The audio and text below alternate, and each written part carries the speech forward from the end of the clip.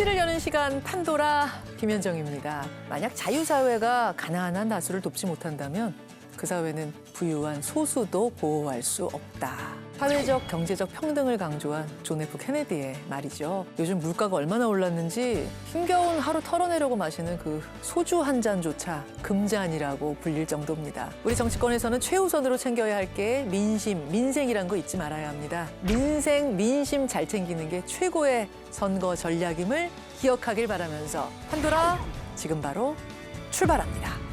윤석열 대통령은 미래지향적 관계로 나아가기 위한 결단이라고 표현했습니다.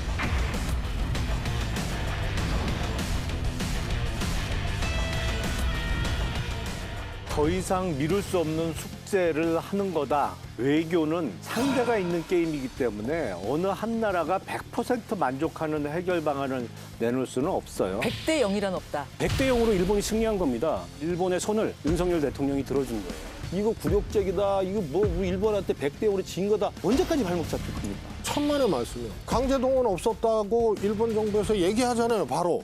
이재명 민주당 대표의 경기도지사 재임 당시 초대 비서실장이던 전모 씨가 숨진 채 발견됐습니다. 어떻게든 이재명 대표를 사냥하고야 말겠다는 죽음의 그림자가 연속되고 있어서 섬뜩한 느낌을 금할 수가 없습니다. 이재명 대표의 원망으로 보려면 유동규 같아야지. 이재명식 정치는 계속 사악하다는 느낌이 들어요. 내가 죄가 없는데 나 때문에 내 주변 사람이 죽으면요. 내가 정치를 그만둘 수도 있어야 되는 게 정치인에 맞다고 생각해요. 억울해도? 그러면요. 이건 악이냐. 너무 정치적 계산이 빨리 돈 발언이 아닌가. 최소한의 도의적 정치적 책임조차 느끼지 않는 걸까. 제가 만나서요, 그전에도 얘기했는데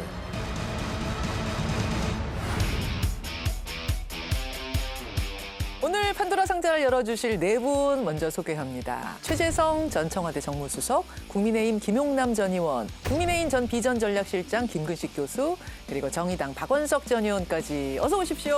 네, 안녕하세요. 어서 오세요. 국민의힘은 전당대회 끝났잖아요. 근데 현장 다녀오셨어요, 두 분? 저는 그 시간에 생방송 중이라서 발표 끝나고까지 방송을 계속했습니다. 그러니까 현장 화면을 보면서 생방송, 생중계. 김 교수님은 그때 수업이 있는 날이어서 저를 대신해서 우리 송파병의 모든 당직자와 대의원들을 대신 보냈습니다. 이런 얘기 들을 때마다 아 교수님이셨구나 이런 걸 다시 깨닫게 된다니까요. 좀 알아주세요, 저.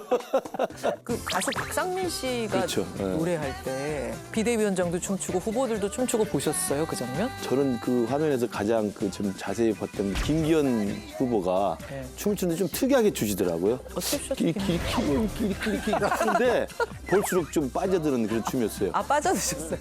저보다 정치 잘하세요. 벌써 빠져든다고 막 이렇게 멘트가 나오시는 거 우리 보니까 당원들의 총의를 뽑힌 당대표를 중심으로 우리가 일사불란하게. 아니 근데 김기현 대표는 좀 춤을 출 만한 이유가 있었다고 생각하는데 정진석 비대위원장이 제일 먼저 황교안 전 대표 손을 잡고 나오더라고요. 근데 그 끌려 나올 때 황교안 대표의 표정이 내가 지금 춤출 상황이 아닌데. 안철수 의원 노래하는 거 보셨어요? 봤는데 그 굉장히 음치시더라고요 보니까.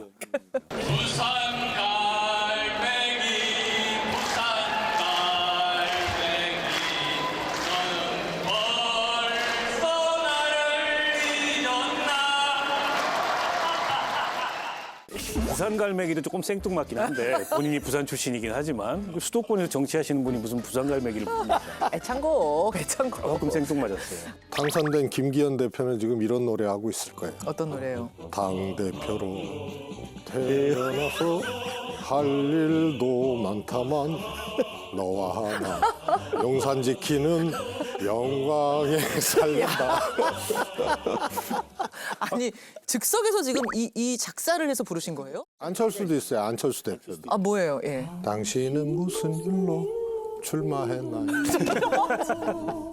아, 재밌습니다. 국민의힘 전당대회 본격적인 분석은 잠시 후에 나눠보기로 하고요. 오늘의 이슈 토크, 강제징용 배상안 이야기부터 가보죠. 윤석열 대통령은 이번 발표를 미래지향적 관계로 나아가기 위한 결단이라고 표현했습니다. 우리 정부의 결단을 내린 것이라고 할 수 있습니다.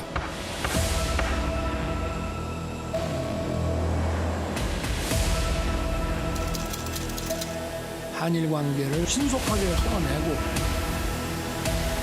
미래지향적 한일 관계로 나아가기 위한 결단이며 양국 정부가 노력해야 한다고 강조했습니다. 1965년 한일 청구권 협정으로 혜택을 입은 한국 기업들이 배상금을 대신 변제하는 겁니다. 강제동원 해법 무효! 윤석열 정권의 치욕적 강제 동원 배상안이 다시 일본의 머리를 조아리는 그런 굴욕적 모양을 만들어내고 있습니다.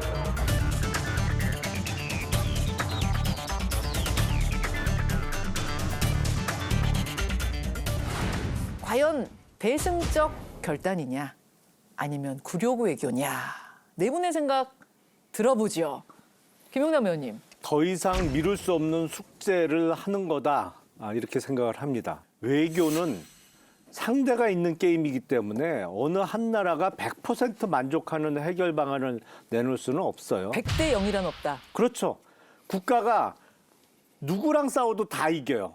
다만 자기 나라 안에서는. 하지만 외교는 그렇지 않잖아요. 그러다 보니까 실현적인 측면에서 윤석열 정부에서 해결 방안을 내놨는데 물론 강제징용뿐만 아니라 위안부 문제도 그렇고 이거는 해결하겠다고 나서면 절반 이상의 비판은 받습니다. 국민들의 반일 감정도 있기 때문에 그렇기 때문에 지난 정부에서는 아무 일도 안 한 거예요. 하지만 그게 진정으로 책임 있는 자세는 아니거든요. 그러니까 맞득진 않지만 현실적이고 실용적으로 이 정도 해법을 낼 수밖에 없었다. 그 말씀이신 거예요. 저는 뭐 명분도 실리도 다 잃은 이제 굴욕적인 외교, 전무후무한 그런 굴욕 외교를 펼쳤습니다. 실리도 잃었다. 이건 어떻게 보면은 1965년으로 되돌아간 겁니다. 65년이요? 1965년에 한일 협정을 통해서 국가의 청구권이건 개인의 청구권이건 다 소멸됐다. 최종적으로 이 문제가 해결됐다는 일본의 손을 윤석열 대통령이 들어준 거예요. 아까 외교에서 이 뭐 100대 0이라는 건 없다라고 얘기했는데 100대 0으로 일본이 승리한 겁니다. 지금 일본 내각도 그렇게 평가를 하고 있고 일본 언론도 그렇게 평가를 하고 있어요. 100대 0 승리를 일본에게 우리가 안겨준 거다? 아니, 그럼요. 가장 최근에 일본 외무상이 일본 국회에 나가서 뭐라 그랬습니까? これらはいずれも強制労働に関する条約上の強制労働には該当しないものと考えておりまして、これらを強制労働と表現することは適切ではないと考えております。 강제 동원이란 없었다. 이게 우리가 생각하는 대승적 해법 이후에 나온 일본 측의 발언이에요. 그게 일본의 진위인 건데 일본이 그런 얘기를 할 만큼 자락을 깔아준 겁니다. 근데 이런 식의 국민적 설득도 없고 당사자 설득도 없고 외교적으로 무능한 해결책을 가지고서 마치 무슨 구국의 결단이라도 한 양 하는 것 자체가 전 도저히 납득할 수가 없어요. 사실은 박근혜 정부 때 일본 정부로부터 10억 엔을 출연받아서 화해와 치유재단을 만들었어요. 근데 문재인 정부 들어서서 이거 시원하게 협정 무효화하고 재단 해산해 버렸어요.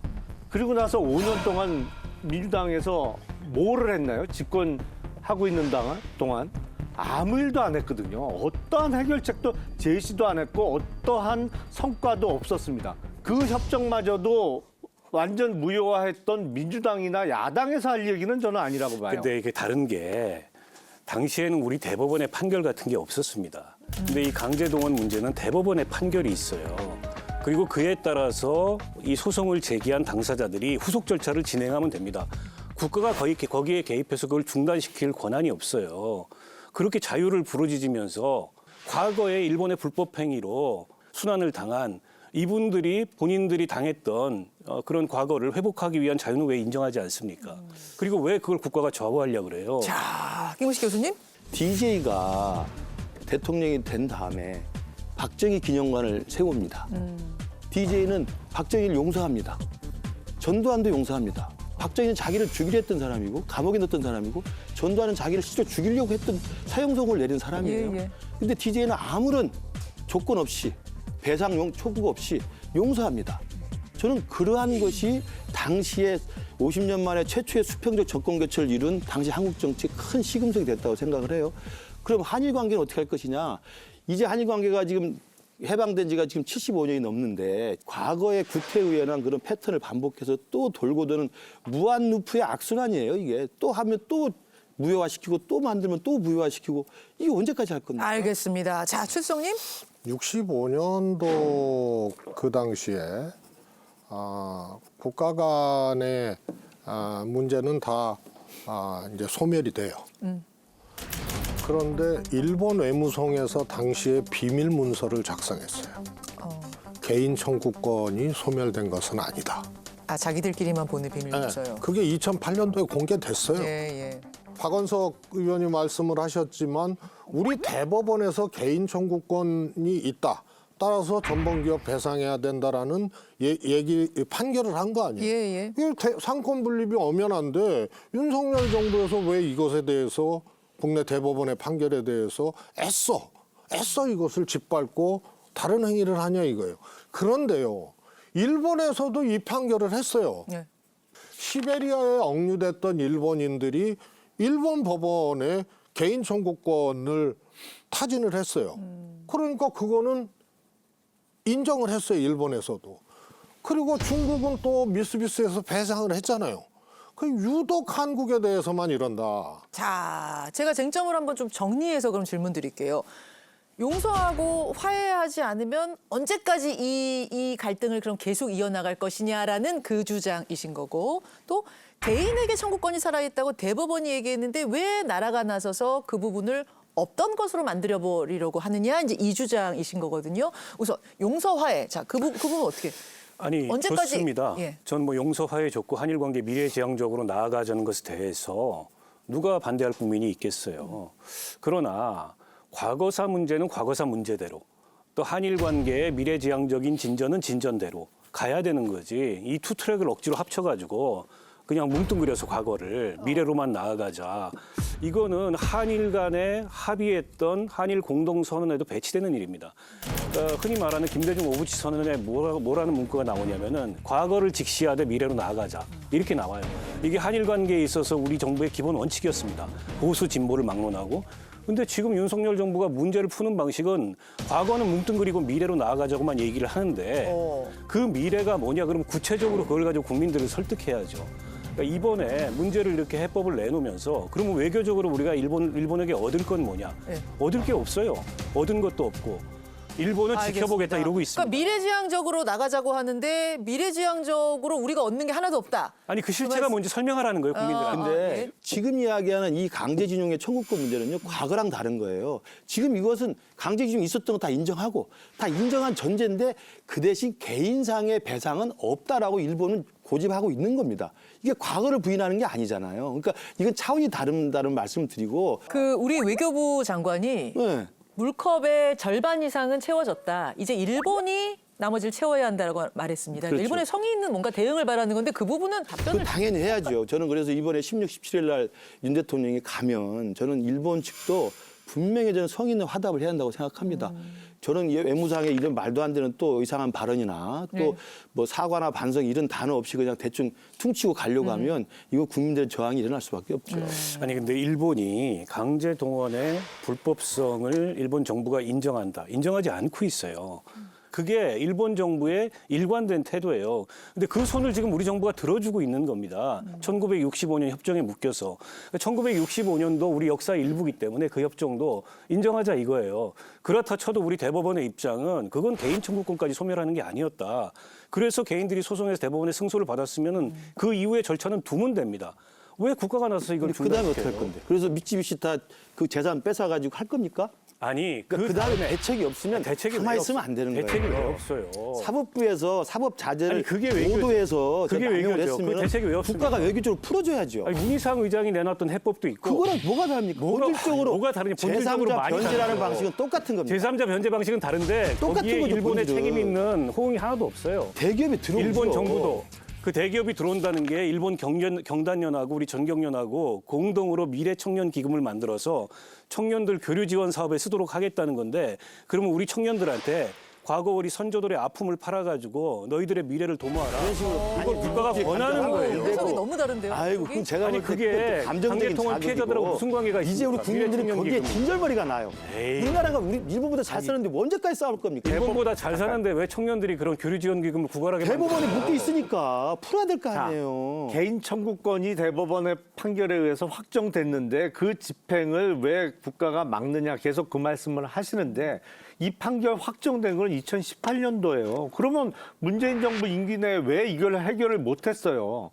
해결 못했잖아요. 아무것도 안 했잖아요. 할 수가 없는 그리고 거죠. 그 사이에 지금 이 강제징용과 관련해서 원고 단에 포함됐던 15명의 원고 중에 지금 3분 살아계세요. 아무 일도 안 하고 시간 계속 끄는 동안에 12분은 돌아가셨습니다. 이제 남아있는 분들도 90을 훌쩍 넘기신 분들이라 언제까지 살아계실지 몰라요. 아니 이걸 왜 이런 식으로 지금 해결하느냐고 계속 비판을 하시지만 그러면 민주당이 정권 잡고 있을 때 왜 아무 일도 안 하고 아무 해결도 안 했어요? 민주당한테 얘기하세요. 내용으로 보면 최수정님이 좀 답변을 계속 같은 입장이시니까 그런데 최수정님, 왜 문재인 정부에선 그럼 해결 못했냐? 문재인 정부가 안 했다고 하는데요. 그것에 대한 집행도 대법원입니다. 그래서 대법원에서 저는 충분히 외교적 고려를 했다고 봅니다. 집행을 조금씩 유예를 한 거죠. 그래서 우선 문재인 정부가 주체는 아니다. 이 말씀드리고요. 제일 중요한 거는 안보 문제입니다. 제일 중요한 거는 안보 문제입니다. 다 아시다시피 미국은 새로운 안보 전략 때문에 특히 G2 경쟁 속에서 중국 견제 때문에 일본의 안보적 가치가 미국 입장에서는 높아져요.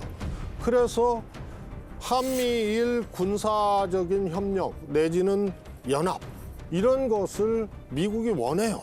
근데 우리는 역사적 관계, 외교적 관계도 있지만 바로 옆에 국가인데 일본이 재무장을 하게 되면 우리는 득이 없어요.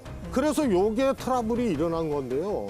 어느 순간인가 미국도 위안부 문제나 등등에 대해서 명확했거든요. 일본 인정해라. 그런데 어느 순간인가 애매해지고 오히려 일본 편을 드는 듯한 알겠습니다. 느낌이 이 안보 문제예요. 그래서 결국은 한미일 연합훈련을 넘어서서 군사적인 어떤 협력 관계까지 가게 되면 일본과 우리의 외교 안보적 관계는 또 다른 국면으로 가거든요. 그런 것의 시발점이에요. 시각이 너무 달라요. 지금 한 번 밀리면 계속 밀린다. 이제 그 말씀이시고 어떤 시각이실까요? 우선 뭐 문재인 정부 때 이 집행과 관련해서는 사법부의 책임이기 때문에 문재인 정부에서 아무것도 안 한 것은 아니다라는 말씀은 대단히 그 책임 회피성 발언으로 들리고요.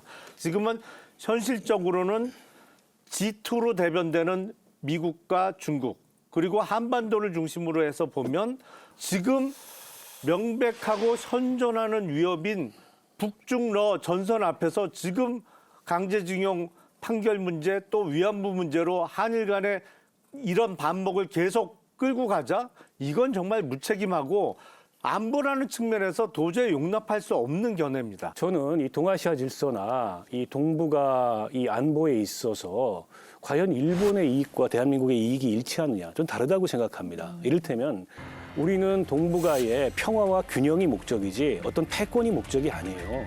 근데 사실은 일본 같은 경우에는 미국을 대리해서 이 지역에서 중국과 교류는 소맹주가 되고 싶어 하는 거 아닙니까? 근데 왜 우리가 그 목적에 동일하게 휘둘려야 되는 겁니다. 그러니까 우리의 안보의 이익은 따로 있어요. 그런 면에서 전략적인 균형 외교를 해야 되는데 러시아도 중국도 다 적이다. 아니, 그렇게 생각하면 러시아하고 중국하고 외교 안 하고 경제 안 할 겁니까? 그게 대한민국의 경제 현실에 성립하는 얘기입니까? 지금 2023년입니다. 2023년에 우리 대한민국 국민 여론조사 한번 해보세요.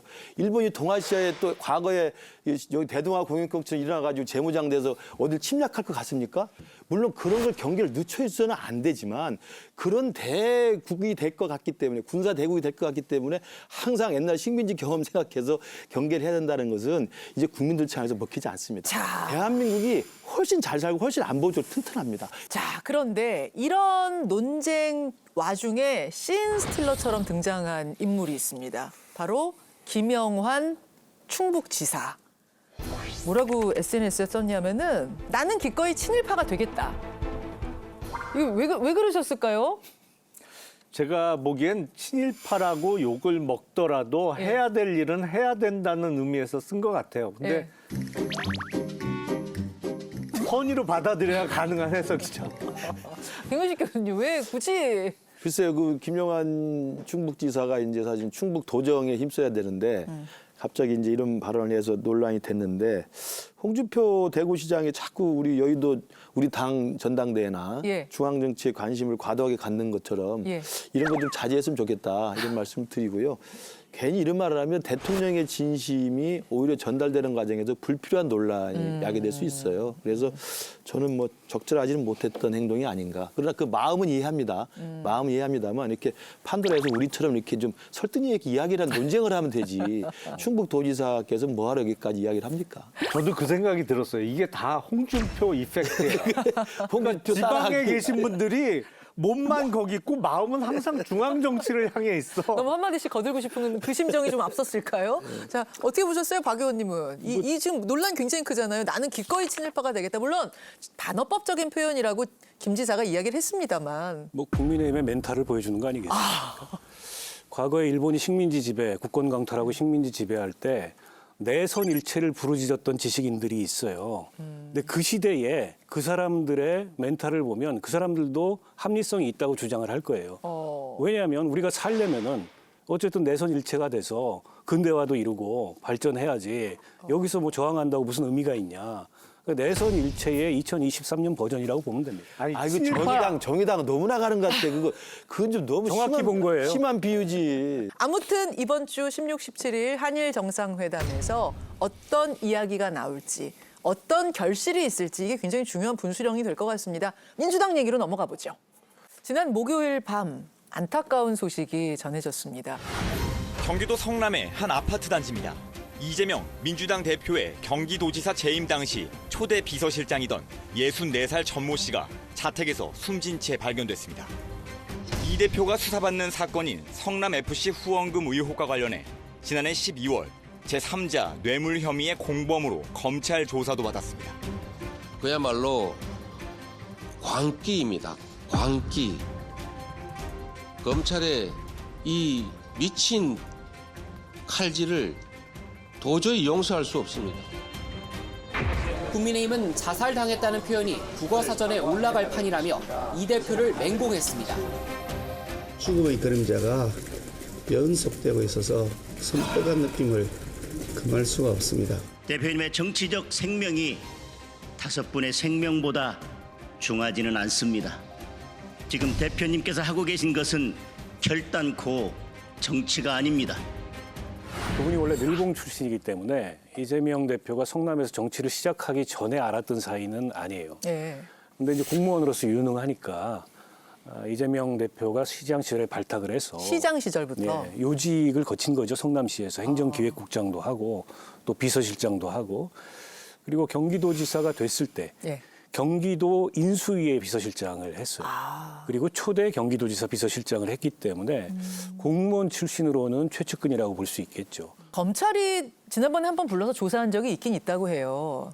유동규, 정진상 씨 같은 그런 수사 대상은 아니었던 겁니까? 어떻게 봐야 되나요? 조사가 된 내용은 성남FC와 관련해서 네이버에서 냈던 돈 40억 관련해서 조사가 된 것으로 알려져 있어요. 근데 네이버는 두산이나 차병원과는 조금 다릅니다.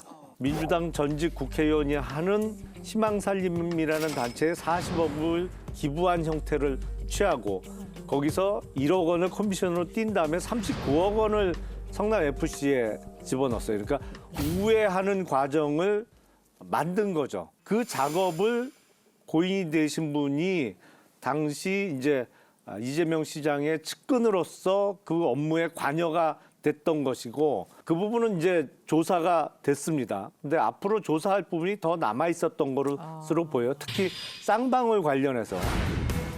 전 씨는 이른바 이재명 최측근으로 분류됩니다.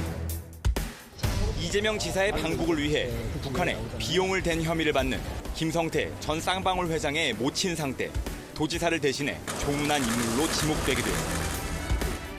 뭐 조문도 대신 가고 또 쌍방울과의 접촉에 있어서 대리 접촉 지점이 아니었냐 뭐 이런 의혹들이 있었는데 그 부분은 1차 조사에서는 조사가 안 됐는데 조사는 불가능해졌죠. 이분이 지금 유서에서 억울하다 뭐 이런 표현들을 많이 하고 있잖아요. 돌아가신 분은 말이 없고 결국은 고인이 남긴 6쪽짜리 유서를 통해서 유추해 볼 수 있을 것 같습니다.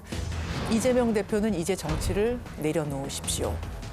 더 이상 희생은 없어야지요. 이런 내용들이 담겨 있다고 합니다. 이게 이제 이재명 대표에 대한 원망이냐 아니면 충언이냐. 우선은요, 첫 번째 유족이 유서 공개를 강하게 거부를 하고 있잖아요. 예. 실제로 그 내용이 사실인지에 대해서도 공개하지 않았는데 어떻게 알아요? 그다음에 두 번째로는요. 그것을 이재명 대표의 원망으로 보려면 최소한 그래야죠. 나는 억울하다. 시키는 대로 했을 뿐이다. 아마 이재명 대표에 대해서 제가 보기에는 일종의 뭐 좀 존경한다 그래야 되나?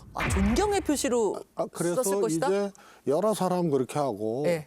당신도 힘이 들고 그러니 내려놓으시라. 그건 정말 아전인수격 해석입니다. 왜냐하면 이재명 대표에 대한 원망이 맞는 것이 지난 금요일 날 이재명 대표가 조문을 갔어요. 그 빈소에서 유족들이 조문을 거부했습니다.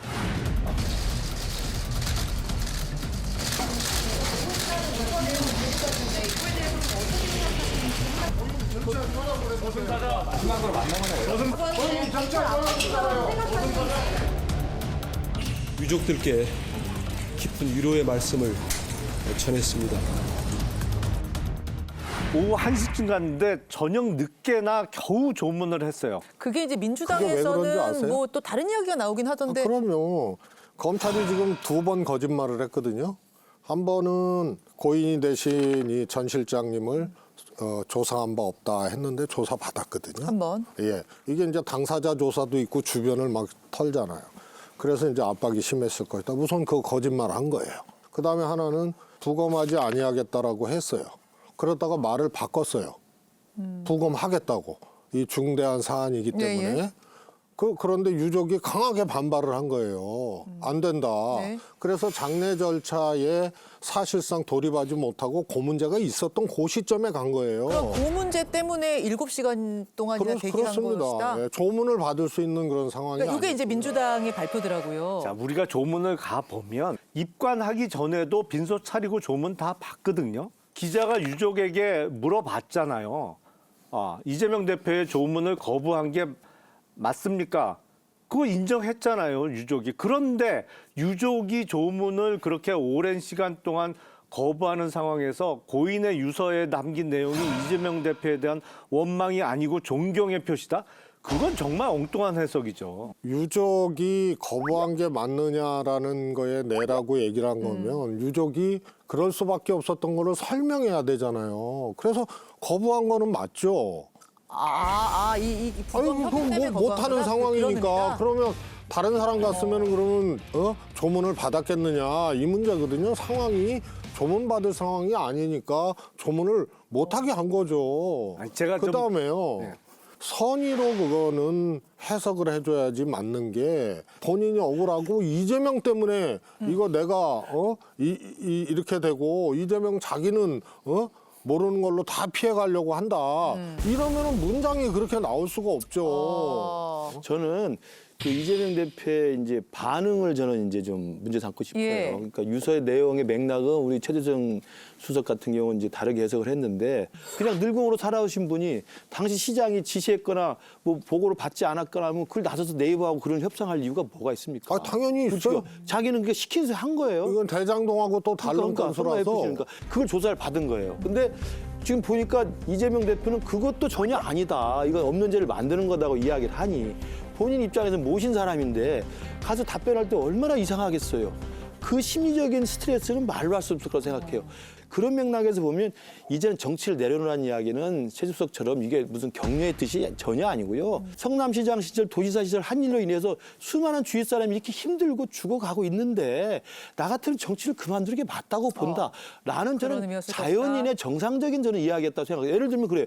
카메라가 들이대고 처음 나왔을 때 반응은 정말 어찌됐든 간에 저로 인해서 이런 일이 생겨서 정말 죄송합니다. 이게 다 제 탓입니다. 제 탓입니다. 하고 말을 해주는 것이 저는 정상적인 반응이라고. 자, 여기서 그러면 이재명 대표는 전 씨의 사망 다음 날 오전에 최고위에서 발언을 했습니다.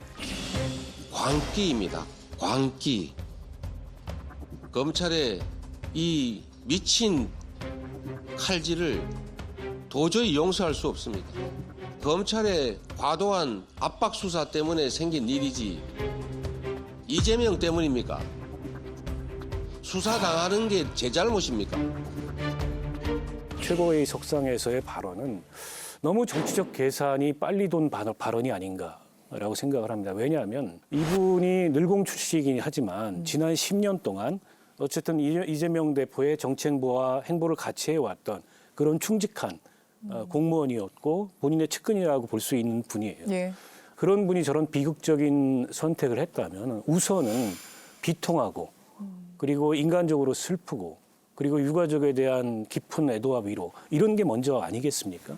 근데 그걸 떠나서 이렇게 성급히 그 책임은 다 이게 검찰 수사 때문이지 나 때문이냐 이런 얘기를 할 필요까지는 없었는데 그 얘기는 아예 뺐어야 된다. 네, 제가 보기에는 그게 그 민심을 그리고 민주당 내의 여론도 굉장히 악화시킬 것 같다라는 생각이 들어요. 저는 이제 이재명 대표의 이제 이번 그 다음 날 바로 그런 뭐 검찰의 광기 이게 이재명 탓이냐라고 했던 것들은 공감 능력이 정말 제로라는 걸 다시 재확인시킨 건데요.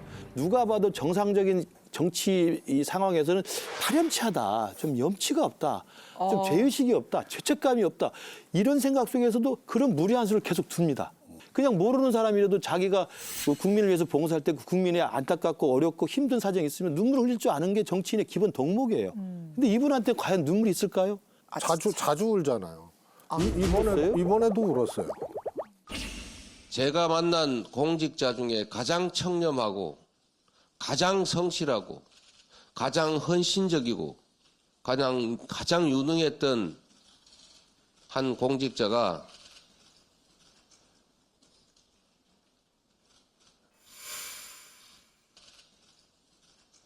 공무원 중에는 가장 이 가까이 있었고 이랬던 분 아니에요. 그러니까 저 같아도 저 가까운 사람이 또 그렇게 유명을 달리하고 이랬는데 이게 검찰 수사 때문이고 압박 수사 때문이고 이러면은 분노할 수밖에 없죠. 비통보다 분노의 감정이 앞서거나. 비통은 앞에 했어요. 이미 했고 그리고 울먹거렸고 그게 분노죠. 검찰이 그래요. 딱 이 사람만 한 번 수사하고 마는 게 아니고요. 앞으로 또 어떻게 될지 모르고 개인의 이 삶이 완전히 성남FC 사건으로 완전히 바뀌게 된 거고 주변 누구를 또 털었을지 모르는 거고. 자, 그러니까 검찰 이야기를 기자회견에서 안 할 수 없는 분노의 상황이었을 거다. 그리고 저 같아도 말씀이세요? 아끼고 이 능력 인정했고 오랫동안 같이 했던 비서실장 출신의 그 공무원이 검찰 수사 때문에 저렇게 되면 분노해서라도 저렇게 얘기를 하죠. 사실은 민주당 분위기가 안 그래도 심란하고 술렁술렁한 상황에서 이 일까지 겹쳐서 더 뒤숭숭할 것 같아요. 체포동의안 표결 여지는 계속되고 있거든요. 지난주에는 비명계가 목소리를 높이기 시작했습니다. 그러면서 비명계가 털어놓는 비하인드 스토리들이 속속 흘러나오고 있어요. 서른 의원님이 역할을 하신 건데 서른 의원님이 이재명 대표하고 식사를 하면서 여러 가지 얘기를 나눴고 부결을 시키되 이 문제를 해결을 꼭 해야 되고 그러려면 대표가 결단해야 됩니다. 라고 하는 얘기를 했고 거기에 대해서 당대표가 끄떡끄떡해서 동의 표시를 했다. 그래서 당시는 뭔가 3월 초에 2월 27일 날 표결이니까 3월 초에 이 대표의 입장 발표가 있을 거로 믿는다. 이렇게 얘기를 하시는 거예요. 최수정 의원님, 이게 지금 끄덕끄덕이 포인트인데 서른 의원이 오해를 한 걸까요? 아니면 이재명 대표가 변심을 한 걸까요? 어떻게 끄덕끄덕 해석하세요? 고노다마도 푸는데 끄덕끄덕을 몇 도로 얼마만큼 진폭으로 했는지는 몰라도 저게 저열한 거예요. 끄떡끄떡한 걸로 대표 그만두겠다라고 아예 단정을 하고 반대하는 의견들을 설득을 했다는 거는 진짜 속아 웃을 일이죠. 속아 웃을 일이다? 그래서 제가 저런 식의 대응이면 이제 이런 식의 또 대응이 나가는 거거든요. 어떤 대응이요? 그럼 끄덕끄덕을 몇 도로 했느냐, 혹은 격하게 했느냐, 그다음에 탄식과 같은 신음은 안 흘러나왔느냐, 이렇게 또 그래서 그냥 졸려서 끄덕끄덕 혹은 피곤해서 끄덕끄덕 한 걸 가지고 그렇게 이런 식의 저열한 충돌이 되는 거예요. 그래서 결과론적인 해명을 저런 식으로 저열하게 갖고 가는 거예요. 저는 서른 의원이 그 끄덕끄덕을 그렇게 해석했으면 서른 의원이 전화를 하거나 다시 만나봐야죠. 아 그때 끄덕끄덕 그거 아니었습니까? 이런 얘기를 했던 소위 비명계 의원도 대표직을 당장 사퇴하지 않는다는 거 알고 있어요. 다 알고 있는 건데 뭔 소리예요. 아니 그 끄덕끄덕이 대표직 사퇴나 어쨌든 체포동의안 표결 처리 이후에 모종의 책임 있는 조치를 취할 거다라는 이재명 대표의 수용 의사로 누구도 받아들이지 않았을 거예요. 그럼요. 모호한 거죠, 그냥. 끄덕끄덕의 의미. 이건 이제 법률적으로는 의사표시상의 착오라고 하죠. 아, 법조인이시니까. 그러니까 서른 의원이나 비명계 의원들은 끄덕끄덕을 하니까 표결 이후에 어떤 정치적인 결단을 하겠다는 의미로 받아들일 수 있는 거고 이재명 대표는 끄덕끄덕이 당신 얘기 들었어. 잘 들었어. 잘 들었어. 얘기하는 건 내가 들었어. 라는 뭔 의미에서 소린지는 끄덕끄덕 알겠어. 한 거죠. 끄덕끄덕을 어느 각도로 얼마만큼 했는지는 몰라도 그거는 그냥 들었다 이런 정도가 아닐 수도 있어요. 그럼 어떻게 앞으로 그게 어느 시점으로 의미하는 게 아니잖아요. 부결되자마자 그러면 결단해라 이런 거 아니잖아요. 그럼 내년 총선 끝나고 결단하겠다는 시점의 의미였나요? 문제일 수도 있고 아니 자당의 전당대회 결과도 못 맞히시고 저는 맞췄어요. 어떻게 타당의 그거는 수정 보완을 거쳐서 맞춘 겁니까? 그런데 일단 그거는 시점도 불분명하고 그다음에 끄덕끄덕이라는 것은 정치인마다 또 스타일이 달라요. 어떻게 달라요? 자당 의원이 얘기하는데 마음에 안 든다고 고개 막 이러는 사람은 안모 이번에 그 낙선하신 전당대회에서 그분은 바로 이럴 수 있어요. 그다음에 그분도 이렇게 바로 안 해요.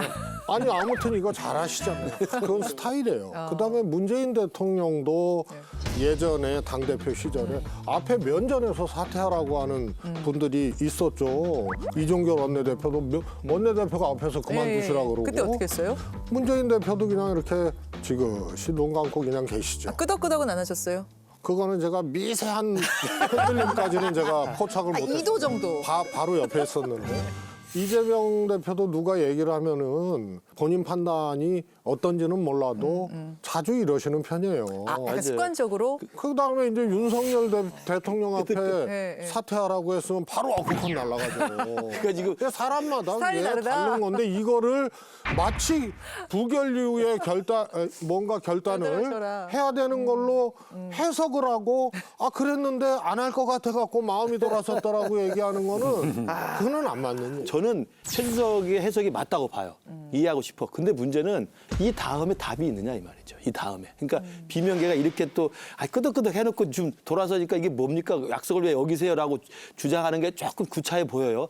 그러나 그렇다고 해서 지금 이재명 대표가 이 다음에 닥쳐올 체포동의안 또 기소 재판 과정 이 과정에서 비명계 이런 반발이나 총선에 대한 걱정을 과연 리더십을 가지고 돌파할 수 있느냐 설득할 수 있느냐 저는 이미 루비콘강을 건넜다고 생각을 해요. 표결 끝난 건 끝난 거고 그래서 그럼요. 그 다음엔 어떻게 할 것인가의 문제는 화해할 필요 없다. 일단은 이제 비명계 목소리가 이렇게 나오기 시작하자 강성 지지자들 행동도 더 강해졌어요.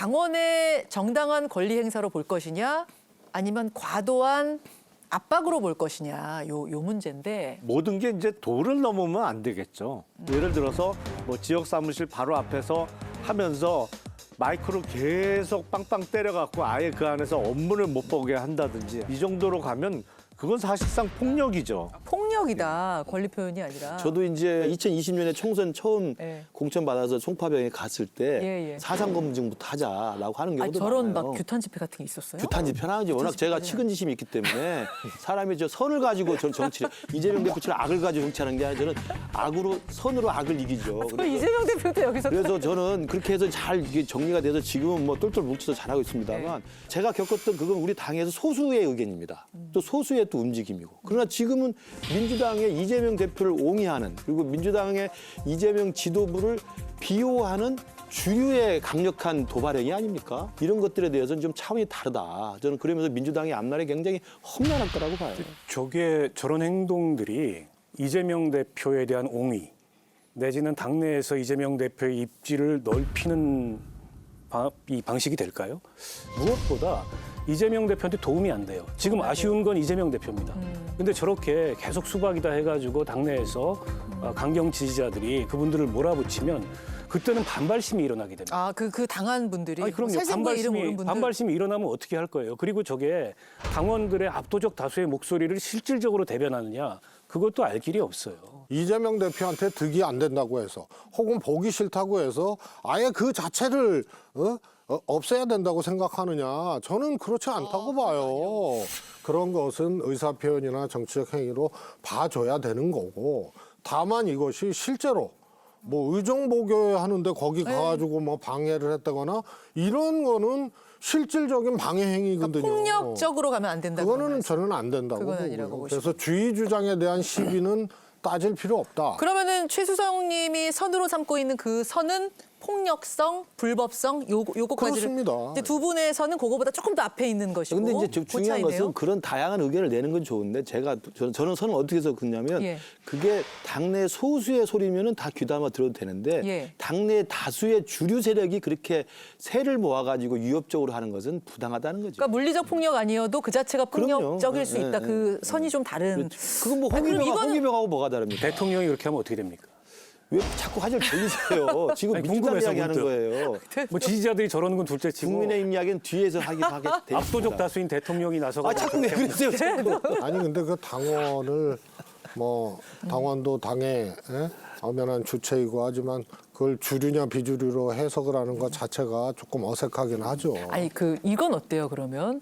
한 모임에서는 떡을 돌렸대요. 민주당 전체한테 떡을 돌리면서 거기다가 이제 단일 대오를 해라. 우리는 원한다. 이런 메시지를 담은. 그런 건 얌전한 거죠. 그건 어떻게 보세요? 그거를 또 그렇게 그 기준으로 따지면은 협박을 전제한 회유야. 아니 얌전한 거죠. 그냥 그거예요. 먹을 거니까.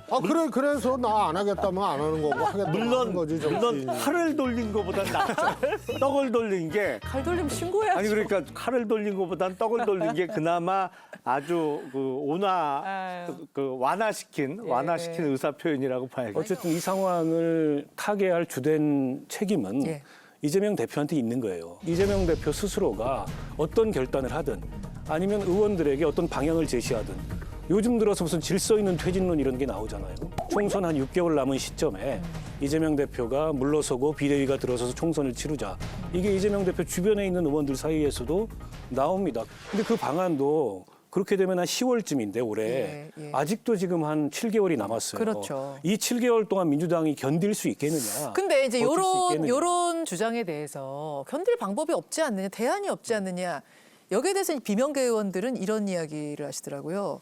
이재명 대표가 뭐 대표직을 유지하더라도 외부 위원장이 와서 공천권을 갖는다든지 당을 이렇게 리딩하는, 뭐 지휘하는 요런 체제를 이야기하시던데 최수성님 가능성 있습니까? 저는 이재명 대표가 안 물러나고 전권을 가진 뭐 다른 뭐 선대위원장이나 이런 체제 혹은 물러나고 비대위 지금 물러나고 다시 전당대회 이 세 가지 다 예. 지금 그만두라는 얘기하고 똑같은 얘기가 되는 거예요. 아, 10월 이야기라도 대표를 식물 대표로 만들고 민주당을 더 혼란스럽고 아수라장으로 만드는 거죠. 그래서 대표나 책임 있는 사람은 네. 아무 말도 할 수 없는 거예요. 지금 폐진 예약의 계약서 쓰고 말이에요.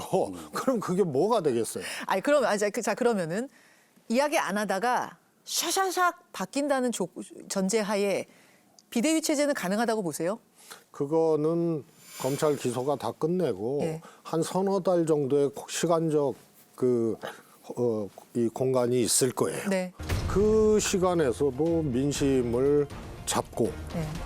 또 당 지지율이 더 떨어지거나 혹은 뭐 폭락하지 않고 가능성을 주고 이러면은 되는 거예요. 민심을 잡지 못하고 이 대표 체제로는 선거 안 되겠다 싶으면은 그럼 물러나게 돼 있어요. 물러나지 말래도 물러나게 돼 있다. 최수석 말씀이 이제 3개월 전에 검찰의 기소 이후의 상황과 민심을 보고 결정하자는 것도 크게 다르지 않아요.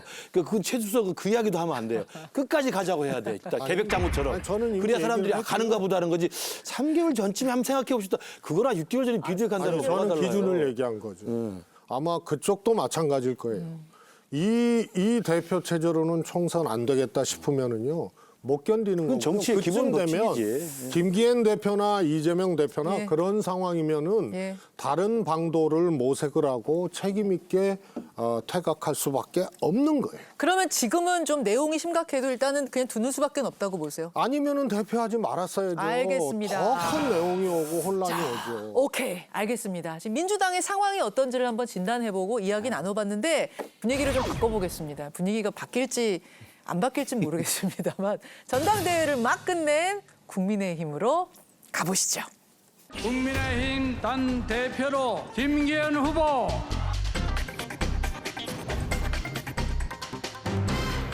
이준석 사단 4명은 한 명도 지도부에 입성하지 못했습니다.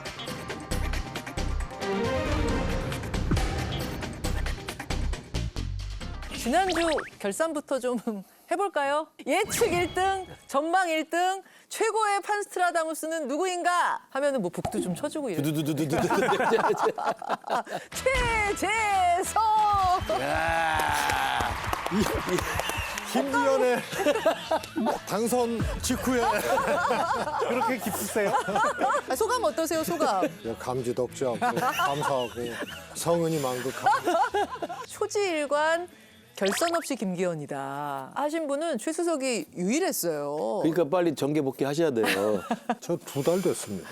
시작하자마자. 2달 동안 결선 없이 김기현이다 계속? 아니 근데 2달 전부터 말씀하셨다 그러면 그 이제 막무가내 감이 있죠. 그러니까 무조건 고간의 판세를 봐가면서 말과 행동을 보면은요 룰을 딱 바꿨어요. 예. 그러면 누굴 점지한다. 용산에서 누굴 만드는 거다. 룰을 바꾼 거 아니에요? 룰 바꾸는 그 순간 딱 아셨어요? 그러면 누가 대통령의 이 총애를 받아서 예. 윤심은 누구냐 뭐 이래갖고 권성동 얘기한 사람도 있고 심지어는 나경원 대표 얘기한 사람도 있었어요. 있었죠. 그런데 저는 아무래도 김기현 같다. 반면에 초지일관 결선이 있을 거다. 그리고 그 결선에는 김기현, 천하람 올라갈 거다를 고집한 분이 있어요. 끝까지. 자, 박원석 전 의원님 해명이나 좀 해보시죠. 뭐 해명까지 할 필요는 없고 일단 오락가락한 사람들은 인정 안 합니다. 첫 번째. 이게 무슨 오락가락이에요? 판세 아니 이게 우리가 평론가가 아니기 때문에 각자의 또 정치적 기대, 예, 바람, 예. 어떤 게 당을 위해서 대한민국 정치를 위해서 좋은 거냐 이런 걸 투영해서 전망을 하는데 국민의힘을 위해서도 예. 대한민국 정치를 위해서도 젊은 정치를 응원해야 된다. 아무튼 투표율 55.1%. 그중에서 김기현 후보의 득표율은 52.93%. 여론조사에서 김기현 후보가 50%를 넘긴 적이 거의 없었어요. 거의 없었는데 실제로 뚜껑을 열어보니까 2위하고 2배가 넘는 차이가 났습니다. 이거 이유가 뭘까, 김 의원님? 제 경험에 비춰보면 국민의힘 지지층을 대상으로 한 여론조사보다 실제 당원 투표에서는 차이가 더 벌어집니다. 늘 그래요? 지난번 지방선거 때도 그랬어요. 작년 6월 1일 지방선거를 앞두고 당내 경선이 붙었잖아요. 경기도지사 당내 경선도 있고 경선이 있었는데 그때 지지층을 대상으로 한 여론조사보다는 실제 당원 투표를 보니까 당시로는 김은혜 후보가 훨씬 더 많은 득표를 했어요. 그게 왜 달라요? 당 지지층도 분명히 당을 뭐 좋아하는 분들이고 네. 당원은 뭐 말할 것도 없는데 왜 달라요? 당 지지층하고 정말 매달 그게 1,000원이 됐던 5,000원이 됐던 당비를 납부하는 책임당원하고는 완전히 입장이 같지는 않은 것 같아요. 당원들은 아무래도 이런 전당대회를 앞두고는 이런저런 모임들이 있잖아요. 당협별로 모여서 얘기도 하고 또 어떤 행사장에 같이 가기도 하고 그러면서 공동의 어떤 의사 형성 과정을 거치는 거죠. 아, 단톡방이 있을 수도 있고 예. 뭐 이런 식으로. 그래서 항상 보면 쏠림이 조금 더 벌어져요. 쏠림 현상이. 이해가 되네요. 저는 이게 이번 선거에 결선 없이 간다고 마지막에 그 아슬아슬하게 마치긴 했지만 예. 저는 이번 그 맞추게 된 배경에는 저의 그 아내 역할이 컸습니다. 근데 우리 뭐 아내가 정치학을 한 사람도 아니고 정치판에 있는 사람도 아니고 그냥 집에서 있는 정말 현모양처인데 이분이 하는 말씀이 무조건 김기현이 결선 없이 과반수 이상으로 간다는 거예요. 뭘 보고 그러셨을까요? 촉이 좋거든요. 저보고도 정치하라고 허락해 준 분이에요. 근데 딱 한마디 하더라고요. 지금 봐, 여보. 윤석열 대통령의 지지율이 오르고 있잖아. 김기현 후보가 1위를 달리면서 1주, 2주 갈 때 윤석열 후보의 지지율이 계속 오르고 있었어요. 아, 그럼 윤심에 힘이 붙는 거다. 그렇지. 탄력을 붙는 거다. 그 탄력이 투표율이 높은 걸로 나타났다. 딱 이렇게 설명을 그렇게 하는 거야. 그래서 아, 맞다 해서 이렇게 제가 고친 거예요. 아니, 교수님, 저기 사모님하고 자리 좀 바꾸면 안 될까요? 그건 안 되죠. 제가 정치를 하지 제 아내가 합니까? 아니, 그래도 요즘 모시고 싶은데. 지금 바꾸면 안 되죠. 앞으로 또 고생이 예정돼 있는데 공천부터 시작해요. 그래서 된 다음에 되고 나서. 국회의원 된 다음에 한번 배지 생각해 달고. 볼 문제지. 알겠습니다. 사실 대표 선거는 그래도 많이들 마치셨어요. 많이들 마치셨는데 최고위원 선거는 정말 많은 분들의 예상에서 빗나갔습니다. 일단 이준석계가 두 후보 중에 한 명 정도는 되지 않겠는가 이런 예측 많았는데 실제로는 제로였고요. 요것부터 좀 해석해 볼까요? 한 명도 못 붙은 이유를 뭐라고 보세요? 전당대회 표 분석을 해보면 방금 말씀하신 대로 이준석 전 대표에 대한 충성도가 높은 당원은 10%인 겁니다. 천하람 후보가 15% 가까운 표를 얻었습니다만 그 사람들이 만약에 정말 이준석 전 대표에 대한 강한 로열티가 있는 당원이라면 그 표가 그대로 최고위원 후보들한테 옮겨갔어야 돼요. 5% 정도는 대표는 천하람을 뽑았지만 최고위원은 한 사람은 두 사람 중에 한 명, 그리고 다른 한 표는 자기가 찍고 싶은 최고위원 후보를 찍은 거죠. 그러니까 정말로 로열티 있는 당원은 대략 10% 내외인 게 확인이 된 겁니다. 그러니까 조금 과대평가했다 스스로를 이렇게 보시는 근데 이제 선거 전략상 그 최고위원 선거는 좀 복잡해요. 복잡하죠. 당대표는 1인 1표이기 때문에 당대표 후보하고 최고위원 간에 눈에 띄는 러닝메이트는 없었지만 암암리에 있잖아요. 그런 있죠. 게. 근데 안철수 후보는 없었거든요. 떨어졌죠, 컷오프에서. 근데 이제 안철수 후보를 지지하는 그 당대표로 안철수 후보를 찍는 마음 중에는 대통령실이나 윤핵관들이 너무한데 근데 이런 마음 또 중도 확정하려면 그래도 좀 이 친윤 색깔이 엷고 이런 그 안철수 대표가 가야 되는 거 아니야?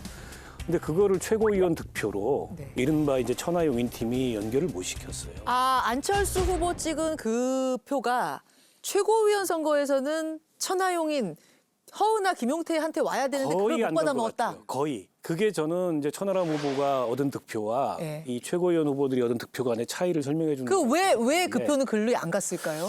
이준석에 대한 비트라고 생각해요. 뭐 두 사람 사이가 안 좋죠. 안철수, 이준석 사이가 안 좋은 것도 있고 또 이번 선거에서 안철수 후보에 대해서 이준석 대표든 아니면 천하용인 팀이든 차라리 언급을 말든가 아니면은 이른바 비윤, 반윤 연대 차원에서 우호적인 언급을 하든가 이게 이제 최고위원 선거의 표심 연대를 하기 위한 그런 방안인데 약간 놀리는 듯한 이 페이스가 여전히 있었어요. 그게 그러니까 천하람, 안철수 그 경쟁을 우선해 놓다 보니까 최고위원까지 생각 못한 게 아닐까 싶은데요. 그런 면도 있죠. 아무튼 그러면은 안철수 후보를 찍은 그 표는 최고위원에서 누구한테 간 거예요?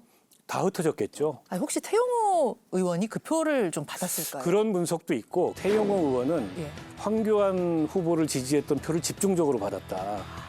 성향이 비슷하기 때문에 그 설이 더 유력한 것 같아요. 제가 보기에는 태용호 의원을 찍은 표는 가장 큰 영향을 끼친 거는 태용호 의원의 제주 4.3에 대한 발언이라고 생각을 합니다. 제주 4.3 사건과 관련해서 어떤 역사적인 인식을 태영호 의원의 발언과 같이 하는 당원들이 분명히 10% 이상이 있거든요.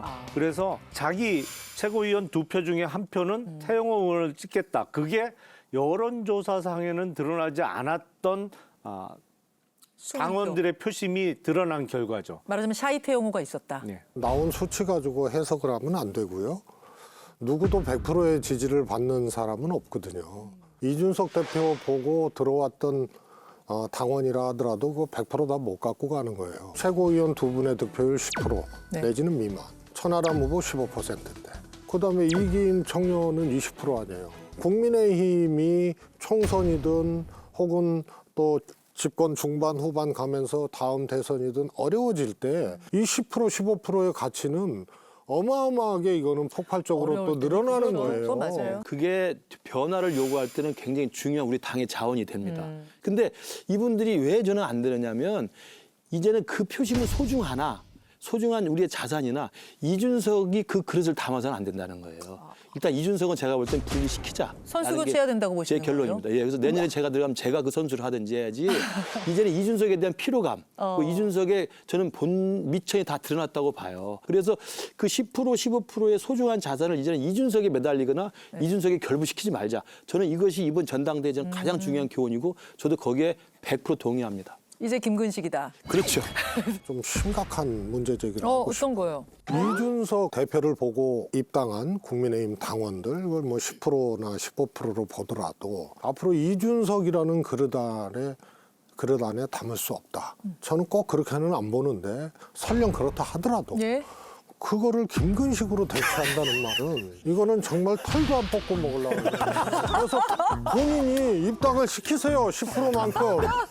그래서 대통령이 흡족했던 건지 만찬을 지도부 탄생하자마자 바로 했습니다. 이거 이례적인 거 맞죠, 김 교수님? 그렇죠. 사실은 뭐 야당 대표와 만나는 것도 지금 한 번도 없었습니다만 그전에 이준석 대표가 당대표일 때 우리 윤석열 당선자와의 그 관계 이런 걸 보면 사실은 이렇게 저녁에 만찬을 부른다거나 좀 화기애애하게 하는 분위기는 전혀 없었고요. 제 기억에 아마 이준석 대표가 어디 우크라이나 다녀왔을 때 간단한 형식적인 오찬을 도시락을 한번 했던 적이 있어요. 그게 다였을 것 같고 그래서 아마 자기 마음에 들지 않는 당대표 때하고 이번에는 진짜 우여곡절 끝에 친윤 지도부로 재탄생한 집권여당의 지도부를 만찬에 불러서 굉장히 화기애애하게 아마 좀 소주도 한 잔 곁들였지 않았을까 이렇게 충분히 예상을 해봅니다. 술 없으면 안 되지. 근데 굳이 그런 말씀까지. 얘기를 왜 하세요? 정치는 술하고 또 뗄래야 뗄 수가 없으니까. 좋아하시니까. 자, 당선자들이야 하나같이 활짝 웃었습니다만 낙선자나 그 낙선자 주변 분들, 뭐 관련자들 그분들은 표정이 어떨까? 그래서 여러분 저희가 표정 토크 얼굴로 말해요. 우리 제작진도 희한한 걸 많이 준비해요. 연기를 요구합니다. 요구사항이 점점 높아져요. 자, 그러면 누구부터 갈까요? 최수석. 이런 거는 제가 먼저 해야 돼요? 당선자니까. 당선자니까. 자, 김기현 대표의 표정 어떨까요? 노래를 하나 먼저 하고 해야 당이 될 것 같아. 당대표로 태어나서 이게 참 이분 표정이 어려워요. 어렵죠. 근데 사실은 어퍼컷 하고 싶었을 거야. 성은이 만극하니까. 고개를 이렇게 숙였다가 이렇게 들어주세요.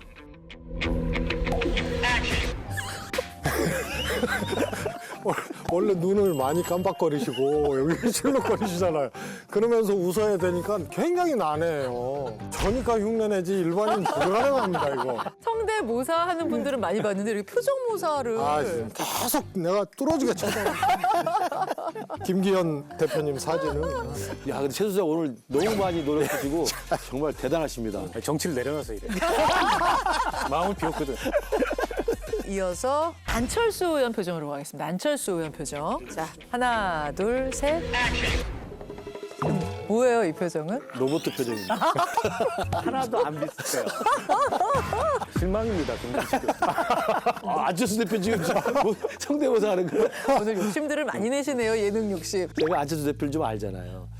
이번에 뭐 23%로 졌더라도 실망하거나 또 분노하거나 낙심하지 않습니다. 또 그 다음을 또 생각합니다. 아니, 잘 웃으시지 않아요? 안철수 그게 의원이? 조금 인위적 웃음으로 많이 느껴지죠. 그러니까 저는 지금 보면은 2012년에 문재인 후보랑 단일화할 때도 표정이 그랬습니다. 2016년에 총선 때 국민의당 만들어서 갈 때도 또 그랬어요. 그리고 2017년 대선 때도 졌잖아요. 그때 제가 대선 때 대변인 했으니까 잘 알죠. 대선 때 지고 나서도 또 뭐 무표정하게 또 표정의 변화는 별로 없습니다. 그러니까 항상 그 다음이 있다. 또 하면 된다. 내가 잘못한 게 아니다. 내가 패배한 게 아니다. 이런 그 자기 그 정당성이 굉장히 강하신 분이어서 저는 이번에도 또 졌지만 무표정이지만 그 다음 또 갈 길을 생각하고 있지 않을까. 자, 이번에는 이재명 대표와 민주당. 관심 많죠. 이번 전당대회 민주당도 관심 많았습니다. 하나, 둘, 셋. 이건 뭐예요? 무덤덤. 무덤덤이 아니라 그 쩝쩝거리죠.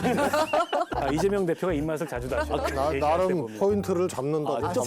노력하는 적이 연기가 잘 안 됐어. 김근식 위원님은 날로 하신 거고 노력을 한 거예요. 안철수 대표 얼굴은 표정을 따라 할 수가 없어요. 그냥 항상 그대로예요. 민주당 입장에서는 지금 제 코가 석자예요. 남의 집안 잔치 결과에 대해서 크게 관심을 가지거나 여유가 없어요? 그에 대해서 반응할 여력이 없습니다.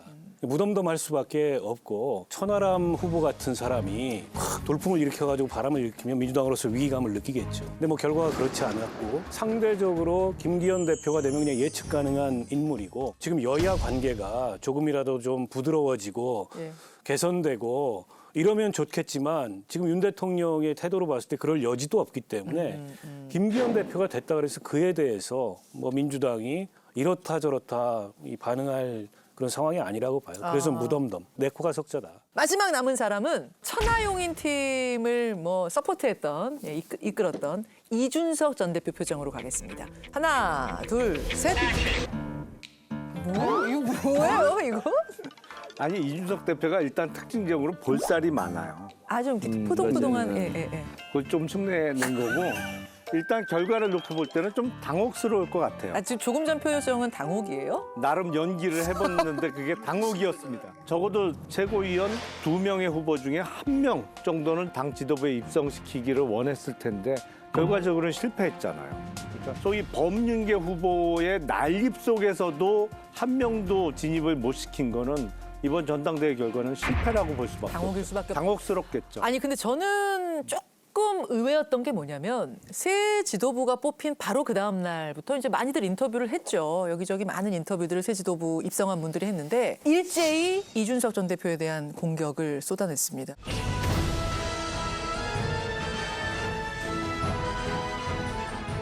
우리 당 지도부의 의지, 그것을 앞으로 더 잘 이어갈 수 있도록 하겠습니다. 연대와 포용과 탕평이라고 하는 기본적 원칙을 지켜나갈 것입니다. 사실 당이 조금 정비가 안 돼 있다 보니까 대통령께서 일하시는데 여러 가지 곤란한 점들이 오히려 더 많이 발생했지 않습니까? 이제 그런 것들을 이제 다 제거하고 지난 2017년 이후에 비로소 이제 정상적인 지도부가 출범했다 이런 마음이 들었습니다. 사실 이준석 전 대표 시절에 제가 최고위원을 하면서 느낀 이 고통과 괴로움은 사실 굉장히 컸거든요. 대통령을 무슨 우리들의 일그러진 영웅에 나오는 엄석대 비유하고 일종의 그 양두구육 시즌2예요. 어떻게 보면은 엄석대는 이준석 전 대표였거든요. 일사불란하게 당 지도부가 선거 끝나자마자 저렇게 나온다는 건 누구의 뜻이겠습니까? 어디에 기류겠습니까, 그게? 일사불란하게 당 지도부가 선거 끝나자마자 저렇게 나온다는 건 누구의 뜻이겠습니까? 어디에 기류겠습니까, 그게? 저는 용산의 기류가 대통령의 뜻임이 분명하다고 봐요. 그렇지 않고서는 선거 끝나자마자 당대표부터 시작해서 최고위원들이 마치 입을 맞춘 듯이 이준석 축출을 외친다는 게 전 납득이 안 되고, 물론 이준석 대표가 이 경선 마지막 날 엄석대, 우리들의 일그러진 영웅책을 들고 나와서 그게 다소 선을 넘었다. 내지는 그게 플러스 효과가 있었겠느냐. 근데 이런 그 시선들이 있어요. 그건 아마 전 천하용인 팀 내부에도 있을 거라고 좀 봅니다. 뜬금없는 기자회견. 어떻게 보면 조금 오버했죠. 그렇다 하더라도 당내에 10%가 됐든 15%가 됐든 어쨌든 기존의 주류의 결과는 다른. 그리고 이른바 이제 혁신 보수라고 하는 그런 흐름이 있는데 그리고 이 연령적으로 세대적으로 보면 젊어요. 그렇죠. 그분들이. 그럼 그거 다 오려내고 이 윤심 일색화된 정당으로 지금 국민의힘은 나아가겠다. 대통령의 의중이나 대통령의 뜻을 거슬리는 사람들은 모두 다 적으로 취급하는 그런 정당으로 나가겠다. 그래서 총선 이길 수 있을까요? 공천 줄 것 같습니까? 안 줄 것 같습니까? 100% 안 주죠. 지금 저런 모양이면. 100%안 줍니까? 아니, 그럼요. 칠성님 동의하세요? 멀리서 보시기에? 상황에 따라 다르죠. 그게 뜨거운 감자가 될 거예요. 소위 말해서 비윤이나 반윤 공천 여부가. 네. 거기다가 또 고공낙하로 들어올 대기 중인 사람들이 수십 명 있다는 거 아니에요? 뭐 그런 얘기 있어요. 그래서 총선 때 이게 우리가 김기현 체제로 현 대통령 그늘에서 총선 치르고 어렵다는 상황인데 이준석 공천 안 준다? 그럼 망하는 길이죠. 저는 이준석 대표와 그 10%나 15%의 당의 변화를 바라는 그런 당원들을 저는 분리하자는 이야기이기 때문에 아까 우리 박원석 의원 말대로 뭐 친윤 일색으로 다 그냥 제거하고 가겠다는 거냐 그게 절대 아니라는 말씀을 드리고요. 이준석 대표만 뽑아내면 됩니다. 그러니까 이준석 대표가 그 10%에서 15%의 당의 변화와 개혁을 바라는 개혁 보수의 세력을 대표 주자가 돼서는 안 된다는 거죠. 저는 그런 면에서 제가 내년에 꼭 입성해서 그 자리를 다시 되찾고 싶다는 말씀을 드리고요. 그것도 털도 안 뽑고 끊임없는 의도식과 왜냐하면 그렇게 해야만 아까 말한 공천을 주느냐 안 주느냐 여부도 결국 내년 총선의 수도권 승리 아닙니까? 예. 수도권 승리에 그러면 이준석을 줄 거냐 말 거냐로 입시를 해와야 또 소모적인 논쟁이고 또 당이 난리만 치를 거예요. 그래서요? 그래서 이준석 대표는 어차피 1월까지 당원권이 없어요. 그러니까 이준석 대표의 당원권이 부활되기 전에 공천을 끝내면 되는 거예요. 그러면 아무 문제가 없잖아요. 그렇잖아요. 이준석 대표의 당원권이 정지돼 있는 기간 안에 공천이 완료돼 버리면 그럼 분란 없이. 그럼요. 뭐 자, 그러면 여기서 이제 이준석 전 대표가 무슨 말을 했는지를 좀 봐야 되는데 최근에 했던 발언 중에 두 가지 포인트가 기억이 납니다. 예전에 그 홍준표 대선 후보가 나왔잖아요. 예. 그때 홍준표 대표 당원권 정지였어요. 그냥 풀어주더라고요, 그냥 보면은. 대선 후보도 나갔는데 총선은 확실히 출마하시죠? 나가야죠. 예. 100%죠. 네. 그러면 당에서 뭔가 방법을 마련을 하든지 그게 아니면 다른 방법으로라도 나가야겠네요. 그거야 그때 가서 고민하는 거죠. 네. 이준석 대표의 이번 발언을 보면 나는 출마한다. 안 되면 홍준표를 봐라. 무소속이라도 하겠다는 얘기거든요. 저는 실제로 그럴 것 같아요. 공천 안 주면. 그러면 내가 보기에는 지금 친윤, 범윤, 반도 공천 못 받아요. 왜냐하면 지금 대기하고 있는 사람들이 있거든요. 밀린다? 특히 황금 지역구에.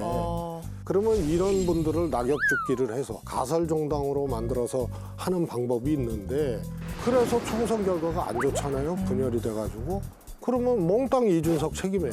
다시 당으로 돌아올 수 있는 길들이 아예 막히기 때문에 제가 보기에는 공천 못 받아서 무소속으로 나간다 그러면 호롤단신 나간다. 제가 만약에 총선 기획을 하게 된다면 앞으로 국민의힘의 80년대 중반생의 젊은 정치 세력으로서 이준석, 천하람, 이기인, 김용태 다 경쟁시킬 거예요. 이번 전당대회 결과 중에 하나는 뭐냐면 국민의힘의 혁신적이고 젊은 정치 세력의 대표 주자로서 이준석만 있지 않다는 게 확인된 거예요. 그리고 이준석 전 대표가 그렇게 절대적인 영향력을 끼치지도 않아요.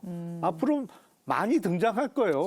왜 그걸 다 잘라내요? 국민의힘 틀 안에서 경쟁하게 만드는 게 당이 앞으로 발전하고 잘 되는 길이지. 근데 김용남 의원이 공천하시지 않잖아요.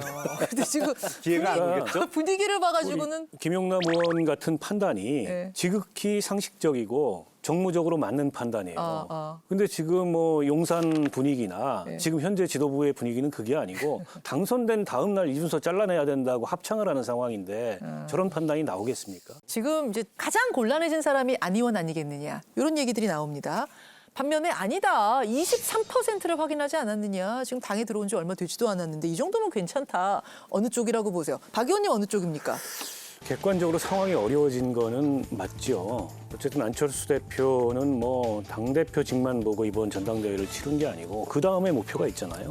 대권을 향해서 거침없이 가겠다. 사실은 그거 보고 단일화도 한 거였는데 거기에 일단 제동이 걸렸기 때문에 그 가도가 매우 순탄치 않을 거고 다만 안 대표가 다음 총선에 그 지금 현재 분당이든 아니면 어떤 다른 지역구든 다시 한번 국회에 입성해서 전열을 재정비한다면 안철수 대표의 또 스타일상 그냥 포기하고 주저앉을 상황은 아니다. 그리고 당 내에 어쨌든 뭐 23%라는 득표율을 확인한 건 이분이 이제 약간 뭐랍니까 거래처 사장이었잖아요.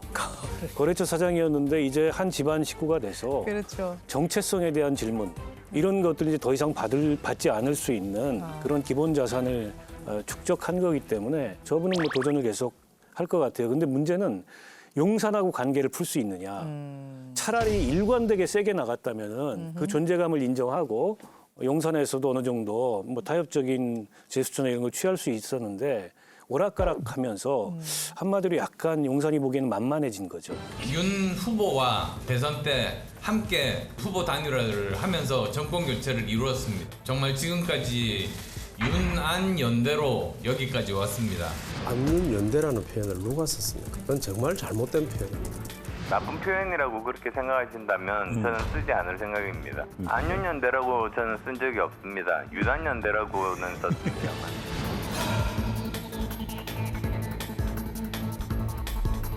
대통령실이 직접 요청해서 당원들로 하여금 김기현 후보 지지와 홍보 활동을 하도록 부탁하는 녹취까지 나왔습니다. 이는 대통령실이 당대표 경선에 개입한 명백한 사실로서 대단히 심각한 문제입니다. 그에 대한 분명한 답변을 내놓지 않는다면 법적인 조치가 잇따를 수밖에 없을 것입니다.